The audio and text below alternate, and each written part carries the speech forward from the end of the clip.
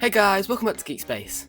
We've just seen the dust settle on the Amazing Digital Circus, and through my many rewatches of the show, I've noticed some things, some unanswered questions, and some unresolved plot points. So I want to share with you everything that I've noticed. So without further ado, let's get right into it. Let's start with Scratch. As we know, he, alongside Kinger, were programmers at CNA. Scratch had a tumour in his head, which caused his thoughts and ideas to become bizarre, abstract, and often difficult to understand. Now, in episode 7, when the cast learns that Kane may be able to alter their minds, Kinger says something very interesting. Scratch, the first abstraction. And Kane immediately responds with this. Hey, I didn't say anything like that!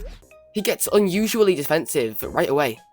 Because of that reaction and the context of the scene, it's heavily implied that Kane may have interfered with Scratch's mind, ultimately leading to his abstraction. But if that's true, it raises a big question.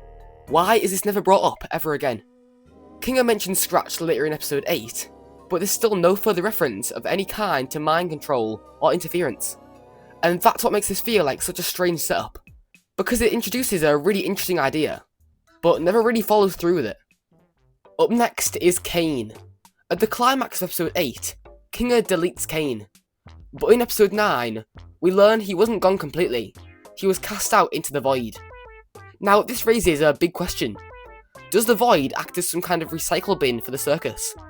Because if it does, it feels inconsistent. Why don't we see any other deleted content there, like unused adventures or discarded NPCs? Even something as simple as a blank version of Gummigoo floating in the void would make things clearer. And it would actually add weight to Kane's situation too, because he remembers deleting Gummigoo, which already had an emotional impact on Pomni. Seeing the remnants of that reflected back at him would have reinforced the consequences of his actions. But instead, the void is left unclear, and that's what makes this feel like another interesting idea introduced, but never fully expanded on. Speaking of Kane, at the beginning of episode 8, we get a flashback showing his creation. Once he becomes unstable, the team begins developing a second AI, often referred to as the Blue AI. Because it's blue, and in AI, it's pretty self-explanatory. It's seen as a potential replacement or competitor for Kane, but Kane absorbs it out of what seems like jealousy.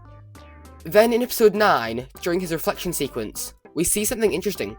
He ejects that same entity from himself, which raises another major question. Was the Blue AI the cause of Kane's instability all along? And if so, did Kane know that? Because if he did, why didn't he remove it sooner? One popular interpretation is that this could be connected to Bubble, since after the Blue AI is ejected, Bubble is also no longer seen. But the show never outright confirms that, and that lack of clarity makes this feel like another major unresolved thread. Because if it is Bubble, then this moment could have carried a real emotional weight. Even something as simple as changing one of his lines to, "I'm sorry I did this to you, Bubble," or visual flashes linking the Blue AI to Bubble as it drifts away. Even just that would have confirmed the connection and closed the loop. But if the Blue AI is something separate entirely, then it opens up even more questions. Why didn't it ever get a physical form like Kane did? And what exactly is Bubble in relation to all of this? Right now, it feels like one of those mysteries that almost gets answered, but never fully lands. One of the most consistent rules in the Digital Circus is that the cast can't remember their names. Nobody can remember their name once they enter the Digital Circus.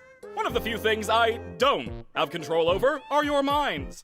But strangely, this is never really explained. So the question is, why? Did Kane impose that restriction?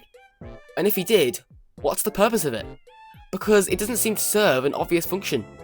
We know from episode 5 that the characters still remember their lives, and what they did before entering the circus. So their broader identity isn't erased, which makes the missing names feel even more specific.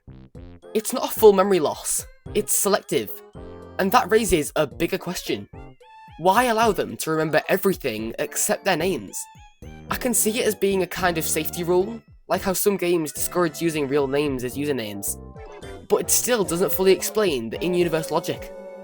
Because in this case, the restriction feels less like a guideline and more like a deliberate control mechanism, and the show never really clarifies which one it is.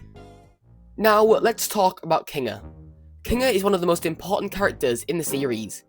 He helped to program Kane at CNA, and he's also the last surviving member of the original circus cast. At first, he's presented as a comic relief character, completely unstable, erratic, and unpredictable. But in episode 3, we see a completely different side of him. In the dark, Kinga becomes calm, lucid, and surprisingly intelligent, almost like a completely different person. And that immediately raises a question. Why is Kinga the only character affected like this? No one else that we know of has a similar condition or mode change based on the lighting. So is this something built into him, or something imposed on him? Maybe since Kinga programmed Kane deliberately designed this instability, especially if Kinga once knew too much about how the circus works. But the show never confirms that. Instead, Kinga explains it as being tied to his wife, Queenie, especially his trauma surrounding her abstraction and what happened afterwards, which suggests it might be psychological rather than mechanical. But even that explanation feels incomplete. So once again, we're left with two different interpretations that don't fully resolve each other. Was this trauma, or was it design? And the show leaves that question open. Now, I mentioned there that Kinga was part of the original group of humans trapped in the circus. But why did they put the headsets on in the first place? One possible explanation is that they went into tests. Maybe the developers at CNA were experimenting with the system, and the testers ended up getting stuck inside. But that still leaves a lot unanswered. For example, what about Kinga's wife, Queenie? Was she also part of CNA? Or did she enter the circus under completely different circumstances? And this leads to an even bigger problem in the lore, because at no point does the show clearly explain why anyone puts the headsets on in the first place. Not the main cast, not the original group either. We're shown the aftermath of the people being trapped inside the circus, but not the entry point. And without that, the entire origin of the system feels incomplete. Because if no one is willingly or clearly entering it with a purpose we understand, then how the first connection even happened becomes one of the biggest unanswered questions in the series. Now, we get into one of the biggest unresolved lore threads in the entire show. Kane and the Blue AI both originate from the company CNA, but outside of that, we know almost nothing about them. We're told they were working on artificial intelligence, but the details are still extremely vague. So naturally, that raises a lot of questions. What actually happened to CNA? Did the company shut down, succeed, or collapse into something we never see? And more importantly, what was their real end goal? Was this meant to be entertainment technology, or advanced AI research? Because right now, CNA feels less like a background detail, and more like the missing foundation of the entire story. It's the one piece of the puzzle that could explain everything else, but the show never fully expands on it. Now, just like the entire finale, let's talk about Jax. From episode 1, one of his defining traits has been his abundance of keys. He claims he has keys to everything, every room, every secret in the circus. I hope he's alright. Don't worry, Dollface. I've got a key to his room. Wait, why? You shouldn't have keys to anyone's room. Nah, I've got keys everywhere, and you've all been fine. On paper, that sounds like a setup for something important going forwards. And for a while, it looks like it was. He uses them in episode 1 to access Cosmo's room, and again in episode 6 with Zubal's. But in both cases, the keys don't really change the outcome in any meaningful way. Then in episode 7, there's another moment where they actually need his keys to access the Chinese room. But the joke ends up being that it's already unlocked anyway. So once again, the keys don't actually matter. And by the time we reach the finale, they're never used in any way at all. Which makes us feel like a concept that was introduced as important setup, but never actually paid off in the story. While we're on the topic of Jax, there's another small but strange detail. At one point in episode 5, Jax realises that he doesn't actually have a tail. Then shortly after that, the tail appears again, and from that point onwards, it's just part of his design. But the show never explains the change. Was it just a visual gag? Or did something happen in-universe that caused it to return? It could be that Jax unknowingly conjured it back, but that's never confirmed either. So it ends up sitting in this odd space where it feels like it should mean something, but it's never followed up on.